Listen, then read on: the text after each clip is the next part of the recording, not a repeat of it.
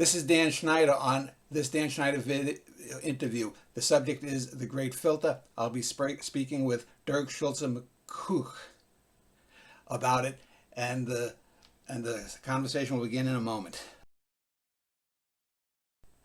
The subject is The Great Filter, and Dirk Schulze-Makuch is my guest.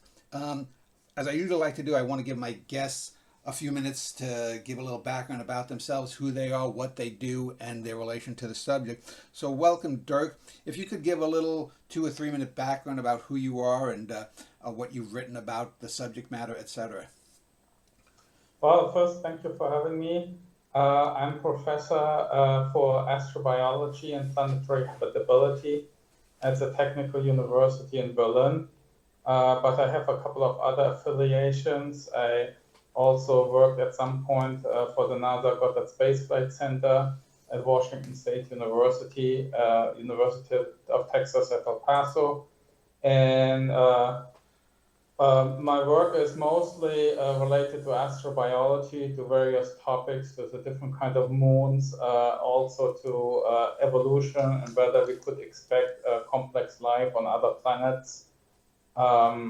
I worked with William Baines on the cosmic zoo hypothesis that complex life we expect to be common if a planet stays habitable long enough, and yeah, on all different really kind of topics. So I looked you up. You have a page on Wikipedia, and you're about a year older than me. So we're basically the same generation. And one of the things I know as a child that I was interested in, or several things, were the things that a lot of little young boys are interested in scientifically. The big things: stars, dinosaurs, the past, etc. And obviously, when I was about 4, and you were, I guess, 5, we landed on the moon, the moonshot. This was, supposedly a thing that's going to herald a bright future. If you ask someone in 1970 what life in 2025 would be, oh, of course we'd have moon bases. We'd be setting up colonies on Mars, this, that, and the other thing. And these was, at least, even if they were wrong, they were sort of hard, tangible scientific things. We could track how fast the Apollo was going to the moon. We could do mathematics even without the computers we have today. We could do the mathematics of how to land softly. We could analyze the moon rocks and stuff. And it seems to me that in the last 2 or 3 decades especially, science, at least in the public discourse with lay people, has taken on almost a sort of magical thinking. I know I've interviewed any number of scientists talking about things like, if you go left or right, a whole new universe is formed by that one decision. And when I ask people, well, if matter can't be created nor destroyed, how do we get a whole second universe from a choice, or billions of universes every second from these choices? And they said, well, that's just hypothetical. Yet in the lay discourse, people think that we're talking really that this is going to happen. And for me, things like the Great Filter and the Fermi Paradox, and we'll get into that stuff, is sort of like that. It's not really hard, tangible science the way the moonshot was, or digging through dirt and rocks with dinosaurs. Do you think that things like the Great Filter, that people know about them and talk about them endlessly on videos, is science sort of going soft rather than hard science? Well, I mean, it depends on what you exactly look in this equation, the Drake equation, for example. And I think it was from the beginning only supposed to be some kind of an estimate, some kind of conceptual help to kind of visualize what all has to be falling into place that we have technologically advanced civilizations.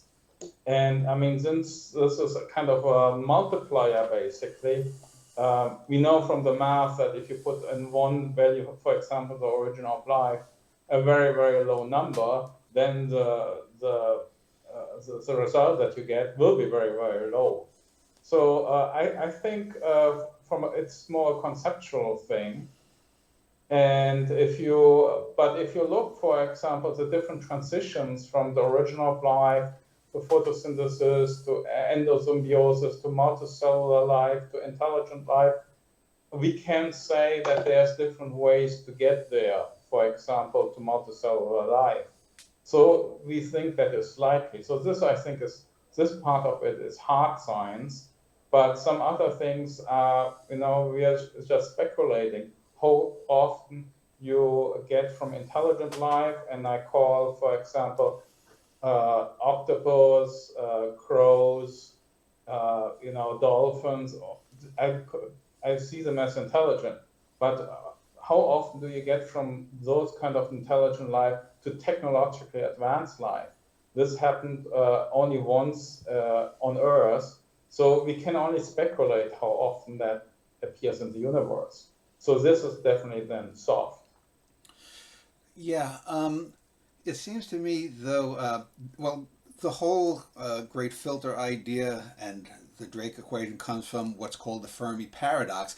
But of course, that's not really a paradox, because in order for it to technically be a paradox, we'd have to have absolute proof that, say, there was life on Europa, or that there was life in the clouds on Venus, or that, some of the exoplanets that we've scanned the signatures of in the atmosphere of, that it definitively proves that there's some form of life, at least as we know it. So when I hear something like the Fermi paradox, that troubles me as someone who's a writer, because they're not even using the word paradox correctly. Well, it is only a paradox if technologically advanced life is fairly common, right, or at least not completely rare. Yeah. Then it's a paradox. But if technologically advanced life is very, very rare, then this is not a paradox, then this falls out of it, that obviously we haven't been in contact. Or if there's only, on average, maybe one intelligent civilization in a galaxy, so those are so far away that, there can't be really any contact. Yeah. It seems, too, that a term like great accelerator it's a very anthropic term, because we're constantly on edge, whether it's nuclear war or biological war or artificial intelligence or an asteroid coming and doing what it did in the Permian or the KT, ending those eras, that we imbue this into even the word choices we use, because it could very well be that, let's say we do discover 100 years from now 2 or 3 planets, exoplanets that have life. Maybe we do discover some ocean-dwelling creatures inside of one of Saturn's or Jupiter's moons, or even up in the clouds of Venus, or even in some of the hidden craters that have water of Mars. Even if we discover that, it seems to me that that we're just sort of still imbuing. What would it take to crystallize? Well, let's start with the Drake equation and then move further into the great filter idea. What would it take to sort of crystallize at least a generic or an approximate number, or percentage of life? If we do find life as we know its signatures in exoplanets, does that really tell us much about those worlds? Other than that, there might be microbes of some sort. Well, I mean, with exoplanets or exoplanets research, it's very difficult to ascertain that there is life, even if you think only about microbial life or maybe an animal or plant life, because I mean, how safe is really that biosignature? We do not basically know nothing of that planet or moon that we would detect there. Yeah. We don't know its natural history. So I would be very skeptical about any claim. Now, in the solar system, we can do much better, because we can land rovers there, we can send probes. And I think in astrobiology, if you look for life, you always have to get close and personal. In orbit, really doesn't do it either. You have to land and you have to analyze. And if you're correct that, we would find, like on Europa, we find microbial life, or on Titan, we still find something. Then we can say, okay, is that a separate origin of life? Then we know that there's at least, for example, two separate origins in our solar system. We know that the great filter is not the origin of life.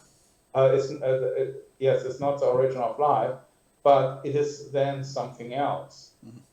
And given that all the other transitions, at least in my view, are relatively common in different ways to get there, I think what remains is maybe the difficulty to come from intelligent organism to a technologically advanced organism or civilization, and everything what it entails, possibly.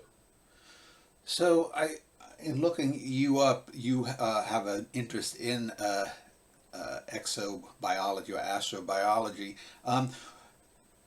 To what degree, though, is that synced towards life as we know it here on Earth? Some famous books, Stanislav Lem's Solaris, about an intelligent ocean creature that occupies a planet, or Hoyle's The Black Cloud thing.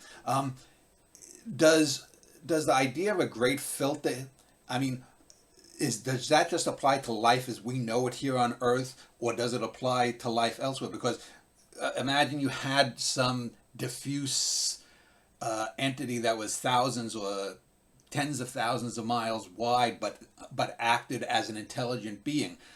They may not have technology, but they could, over the course of centuries, go from star to star. Maybe they have some kind of way to propel themselves. To what degree is this theory of the great filter dependent upon life as we know it here on Earth? I would think it extends beyond life as we know it. Of course, if you extend it or thinking about life as we don't know it, you could still easily miss it. So it's a higher chance to miss it. Mm-hmm. But I think the concept would be still valid. And in principle, we anticipate or we hope that life, even if it's different, that we do recognize it and that we can identify it as life. This may be in some way, when it's really exotic, may be difficult. But most of the scientists, I think that we still can do it. So I think the original Drake equation had about 8 or 9 elements to it, and in recent years people have added another half dozen or so. So somewhere between 12 and 15, you'll see, the long string.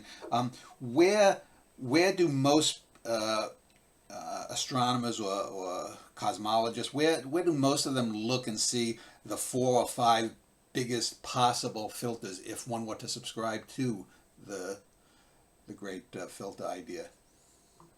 Well, I would think one is the origin of life. So because we don't really know how it happened on our planet, and we do not know how common it is. In some way, it seems to be very difficult. On the other hand, we are here as early as we can from the timeline that just soon after Earth became habitable, life evolved. Another point is to get to what is in the Drake equation called intelligent life, what is meant with this life that can use telescopes. So I would call it technologically advanced life. That happened on our planet, as far as we know, only once in form of us humans. And then the other third one, probably what a few of my colleagues still put a lot of emphasis on it too, is the length, how long a technologically advanced civilization would survive.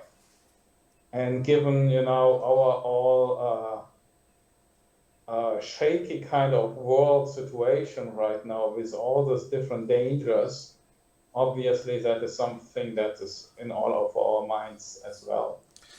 So of these things that would be considered possible filters, I'm wondering to what degree those claims of those filters being filters is based just simply upon our experience. And let me give you two examples.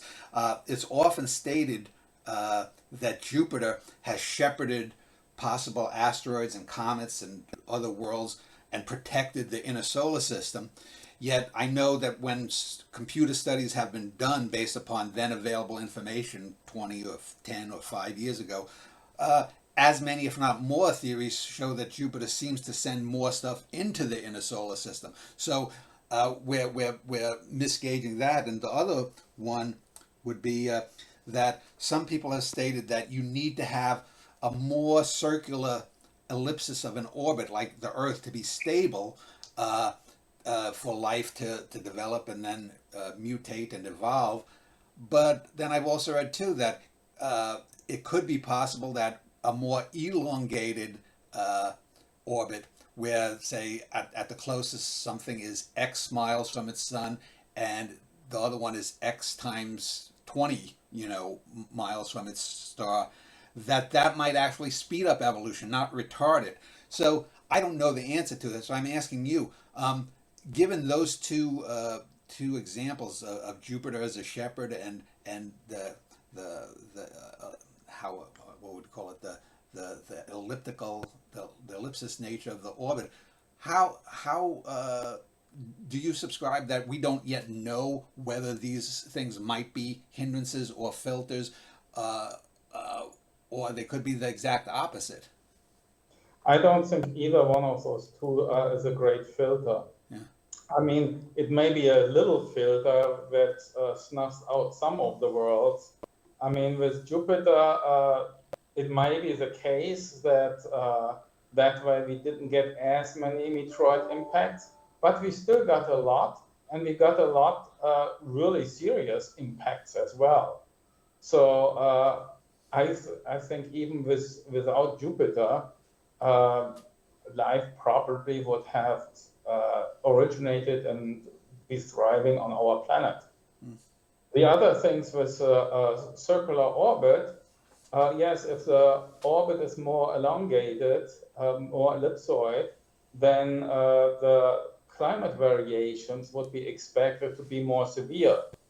So, of course, at some point there is a way when these variations become too severe. But we could also say maybe the life that evolved on that planet would become more hardy. So I can't see as a great filter, because I understand a great filter that it says basically for all living beings on any single planet, that it wipes it out at that time of evolution or at that time of advancement. So this, what you brought up, may be beneficial or detrimental for some worlds, but certainly not for all. Let me just ask before we get a little more deeply into it. What is your general idea, you, Dirk, not the critical consensus, about the chances of life, filter or no filter? 20-some years ago, there was a book called Rare Earths that was published, and it claimed that even multicellular life, while that might be common, an intelligent civilization might not. But then I think, well, how do we define it? I mean, as far as we know, the observable cosmos is about a 93 billion light year bubble, and there are, who knows what we're into septillions, octillions of stars, and even if there were 1 million advanced civilizations, the universe would still be quite lonely, given that number. So how does one even define some of the terms? A rare Earth, rare compared to what? If there are millions out there, we go, oh my God, there's millions of other Earths out there, but it's still rare if you have octillions of worlds and only millions with a civilization. Yeah, I mean, you're absolutely right in that. What is rare in that case? And to the book Rare Earth, I think it brought some interesting insights into the whole discussion, really. And I mean, yes, Earth with all its properties and what it makes, is certainly, in some sense, it is rare. But it's probably not the only way a planet has to be in order that it holds life and can sustain life. We could imagine very many different solutions to it.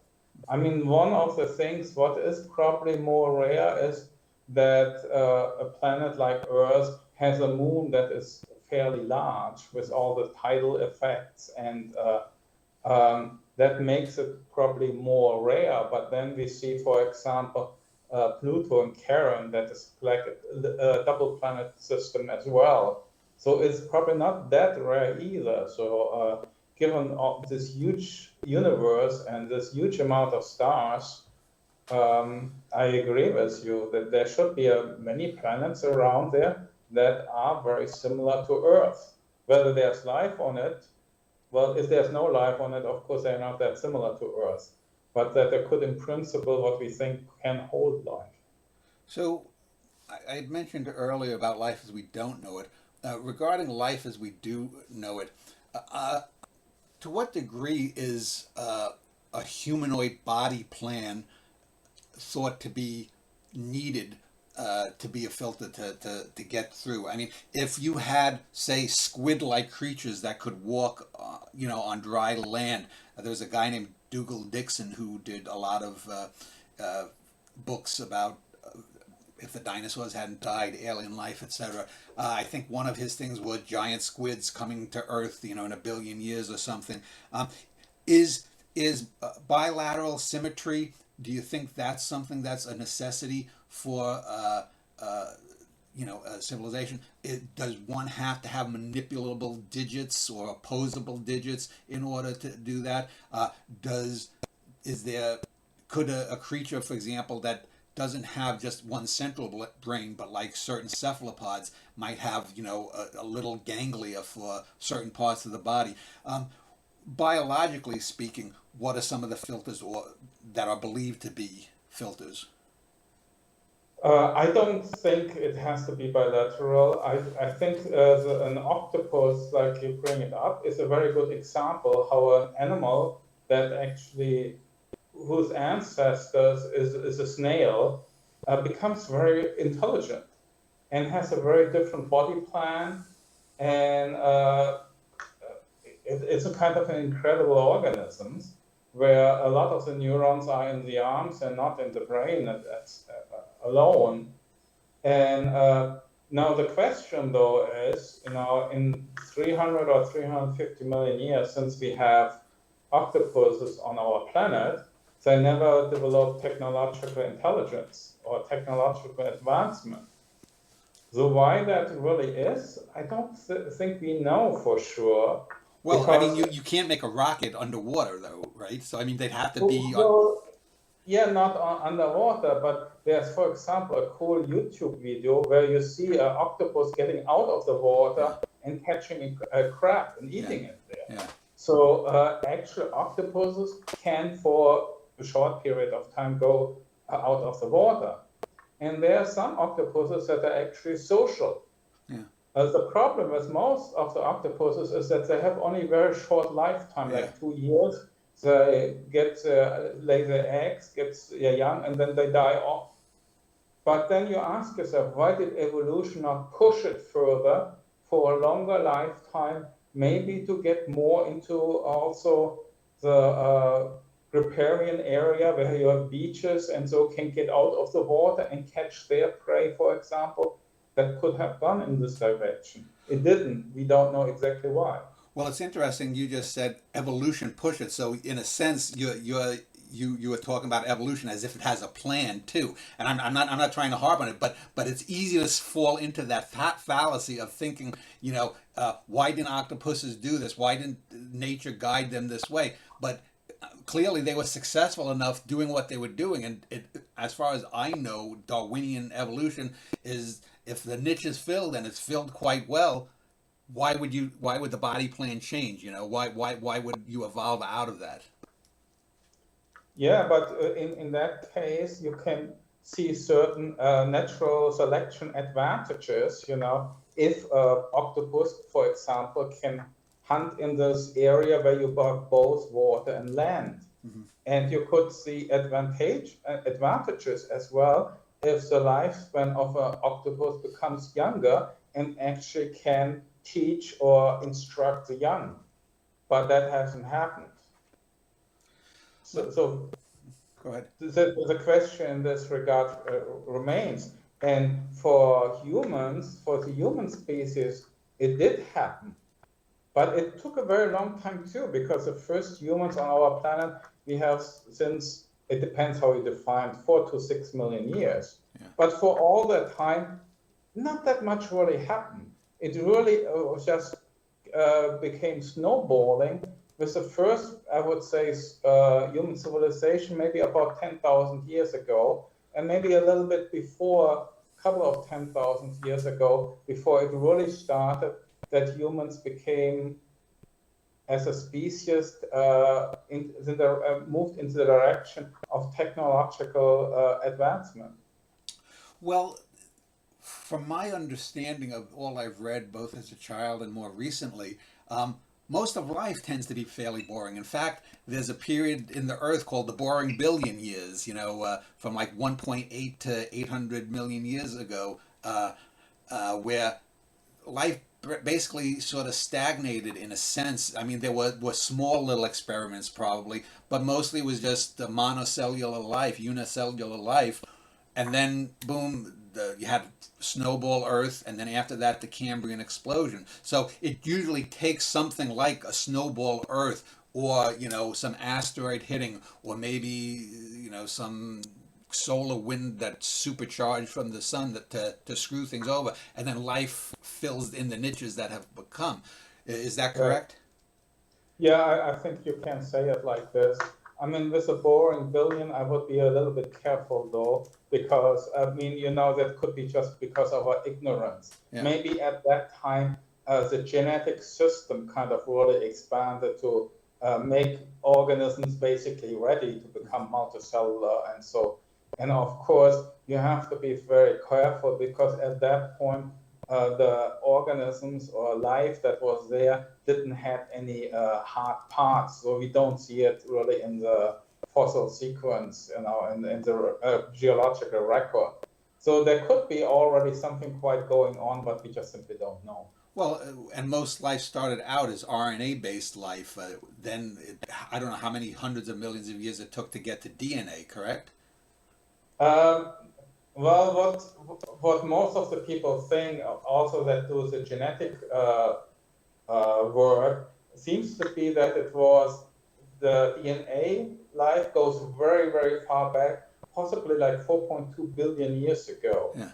I agree with you that there's a logical point to be made that maybe the first life was RNA-based. That would make sense. But it seems to be very quickly, within, I don't know, within 100 million years, which from a geological record is very little, would become DNA-based life. Yeah. So we do not really find, well, we wouldn't really expect to find anything from this period either, but it seems to have gone very fast, if that was the case, that RNA-based life was first, which makes some sense. So one of the things I know as a layperson reading up on these topics, you always hear like a term "great filters." It's kind of sexy and ominous to talk about, oh, there's some great danger lurking. I wonder if we've got everything backward, given that 3.5 plus maybe 4 billion years of life on this planet has existed. I don't know the exact date, or within a million or so years it goes back to, but let's just round it off and say almost 4 billion. There seems to have been only, a dozen, maybe a couple of dozen things that have pushed life forward.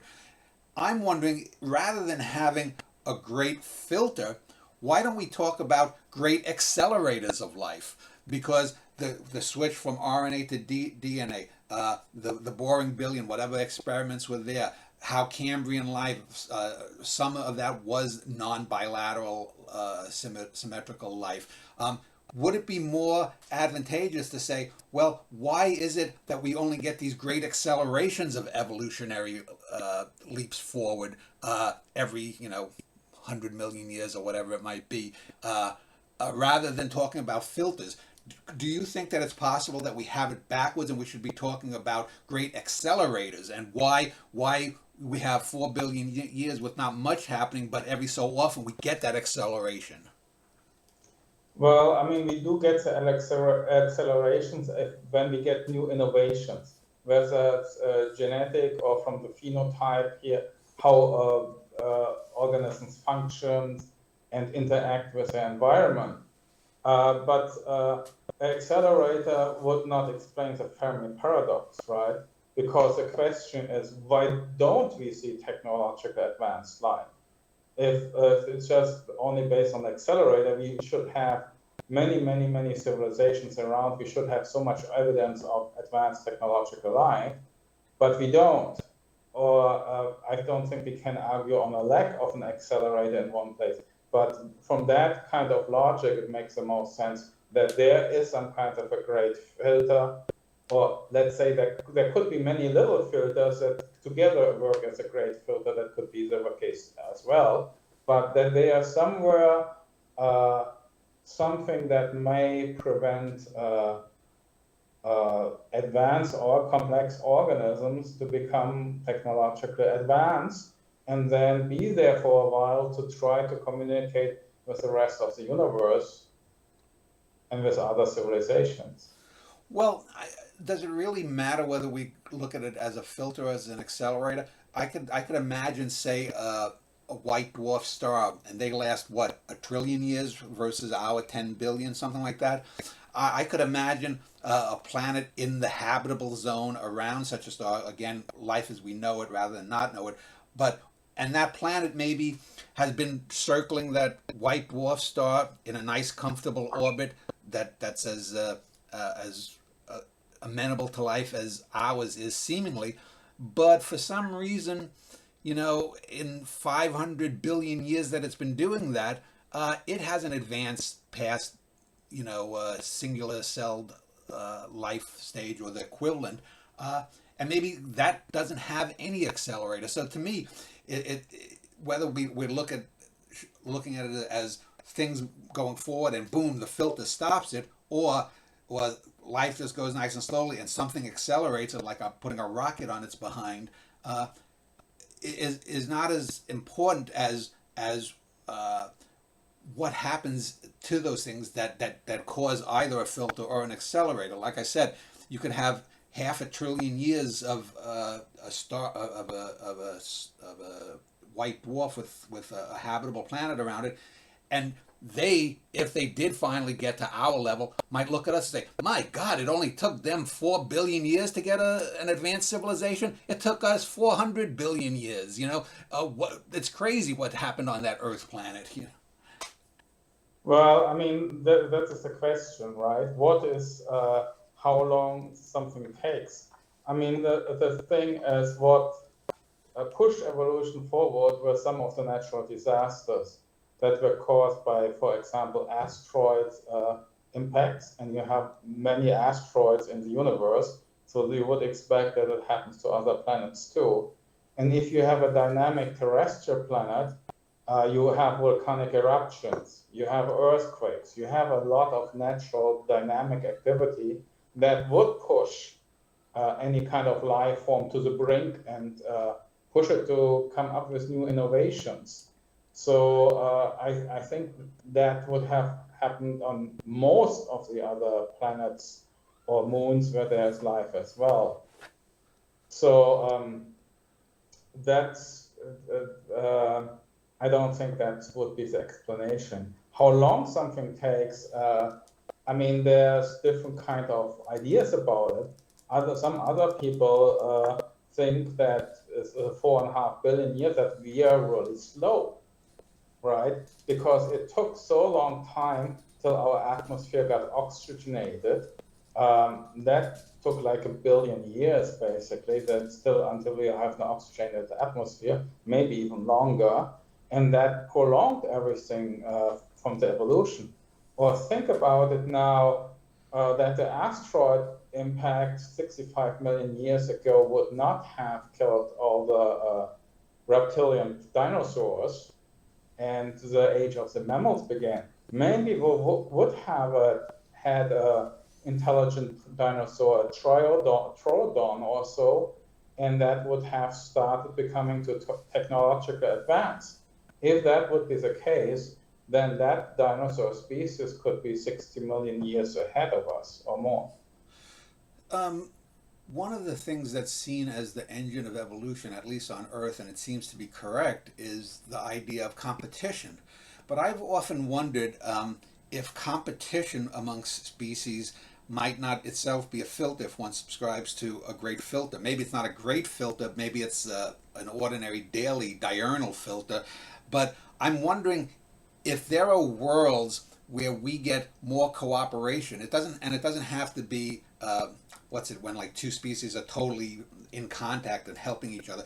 But could it be that competition, and especially cutthroat competition where we have predators and prey, that itself might be a filter, whereas worlds where cooperation gives these certain creatures a head start over other creatures, where we're competing not in terms of life and death, but competing in terms of going for resources by how well two or more creatures pair up in cooperative effort. I've never really heard that from scientists or astrobiologists. Is it possible that Darwinian evolution itself is not an accelerator, but is at least a minor filter here on Earth? I think if there's a balance on Earth between cooperation and competition.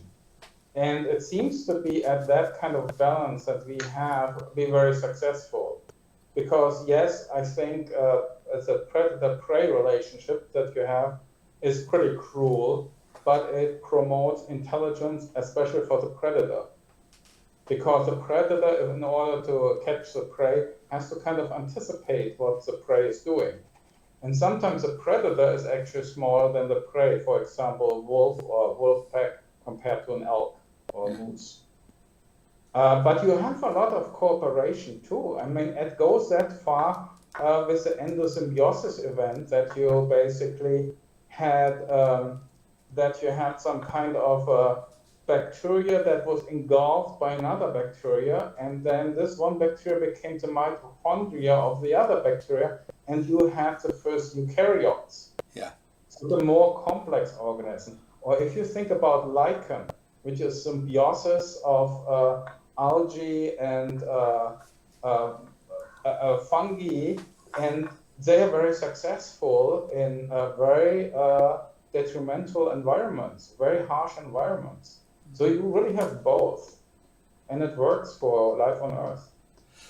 So I want to talk just a little bit about the great filter hypothesis and how that may or may not have become an extension of pop cultural ideas of outer space. And I'm thinking specifically of 1950s era movies, at least here in the West, in the US, Britain. I don't know if German cinema did a lot of that, but Russian cinema did quite a bit of science fiction. And often what you ended up with were these narratives of some UFO comes to Earth. They are here to help us get through possible nuclear war. They are here to enlighten us. They are here to do A, B, C, or D.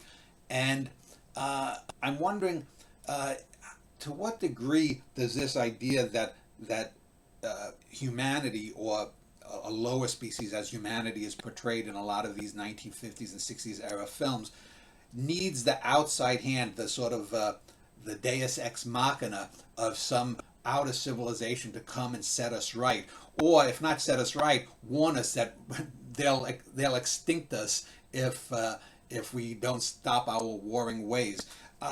So given the 50 or 60 years ago, this kind of idea of what extraterrestrial civilizations would be like in comparison to the then current Earth civilization, do you think this has had hasn't had an effect, good or bad, on something like the Great Filter idea? I think it is just a sign that a lot of people at that time also grappled with this concept um, about life in the universe and how often life in the universe is, and the questions why we haven't been in contact. And I did with Ian Crawford last year. We wrote a paper in Nature Astronomy, and we called it the zoo hypothesis or nothing. And it was a very interesting project because both of us had basically a different opinion. Ian has, or still has, the opinion that we are living in a rather empty universe. There may be some civilizations, but that we are so far away that there's no interaction. I thought about more likely the zoo hypothesis. It's popularized in Star Trek as a prime directive that the alien civilization or cultures would not intervene with Earth's life, but just let it develop and see what's coming out. And of course, life on our planet is very precious, and it is something very special because at least how far we can look around, Earth is the only planet with life, and at least with a global biosphere, and a planet where life dominates the planet, really. And we wrote the paper together, and I think we got good arguments for both of those hypotheses, and said, okay, that's what we think, what is the case, and we probably will find in the next decades or so out what it is, whether it's a zoo hypothesis or nothing. So let me just ask you a couple of more questions before we go. One is, I mentioned the Hollywood version of the aliens that come down and try to direct mankind to a brighter future. Yet if you look in modern culture of the last 30 or 40 years, probably the dominant cultural idea of aliens outside of Hollywood is that of these bug-eyed gray aliens that have a prurient sexual interest in human beings and take women's ovum and take sperm samples from men and sometimes mate with them and produce monstrosities. And this is aside from the Great Filter. What is your opinion on that kind of idea? Do you think that those kinds of things obscure real research into astrobiology? I think it makes it difficult for people who look into the UFO phenomenon or UAP phenomenon to be taken serious. Yeah. So yes, I think that is counterproductive in that way.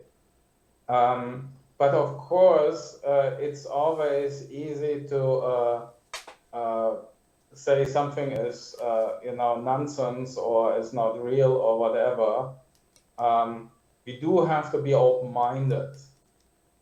I have a difficult time to believe that something on that stories other than maybe that people hallucinating or have that it comes from that kind of thing would be anything real in the real world, if you so want to say. But of course, we still have to look into these things if people make certain claims. Finally, with artificial intelligence, the hot thing, and I'm actually going to do a show later today with a fellow on artificial intelligence, but I did want to ask you, people either have these doomsday Terminator scenarios, or they have this like Ray Kurzweil that everything, we're going to become demigods with artificial intelligence or merge with the artificial intelligence.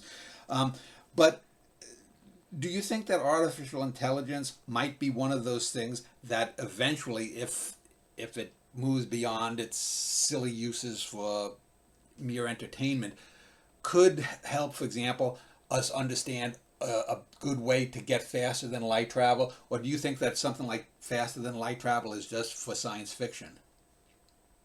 I think that AI wouldn't help us with it because AI is good for certain things. compiling a lot of data and getting out of a huge amount of data, making some kind of sense out of it. But what you really need creativity to come up, and I don't know whether there's a solution to this faster than light speed travel. I cannot exclude it because I simply don't know. I hope that there's maybe a way to do it. I think with AI, the danger is more that it makes us more dumb, really, because we delegate too much off to AI in a way, I think. Yeah. And you just think about GPS when you drive with your car from point A to B. You don't have to think anymore. You just put the street inside, and it shows you where to drive. Yeah. And in times now, like to 30 years ago or 20 years ago, we actually had to take a map and had to think, okay, which direction am I driving, and do I get to the correct location? And there's many examples like this. I feel the danger is that it makes us dumber, actually, in this time. Oh, a final question then, apropos of the subject matter. Do you believe that there is actually a single or multiple great filters? And would you say what is the biggest or the greatest filter? And are we ahead or behind it, coming to it? Well, I mean, it doesn't matter really what I believe. It is the thing what the fact is. Yeah. And I think the origin of life is quite difficult, but I don't think that is this great filter that is nowhere else possible. Yeah. I also think that the step from intelligent life to technological advanced life is pretty rare. Yeah. But I do still think that it happens in other places and on other planets. So that's why I think actually that there are technological civilizations out there, but they do not choose to interact with us. Mm-hmm. I mean, if you know our species, we know it from our history, and so we can be quite violent. And if there's suddenly, in those movies, you have it sometimes too, right? Yeah. The starship, it's very anthropogenic, lands in front of the White House or something like that, So you think they might be more scared of letting us get out into the galaxy rather than coming in to wipe us out? Yeah, well, they probably, if they can come over here, they probably have the power to wipe us out. Yeah. But I think we may be a species which has a certain promise if we can get our violent nature under control, right? Yeah. Yeah. So, and if they interfere with it, that would interfere with our development. Maybe if we can figure it out ourselves, how to run the planet without killing each other, and advancing into actually a bright future, then that would be much better as if, an alien or godlike species takes us on the hand, do it like this, do it like this, do it like this. Yeah. It is much better if we come up ourselves with it. Maybe it's just a big experiment, and we'll see, and they want to just see what happens. And well, so that I can hear. Well, I want to thank you for spending about an hour speaking about it, Dirk. I'll link to, would you prefer me to link to your Wikipedia page or to your university page? Either way is fine. All right. Well, thank you again for spending an hour speaking.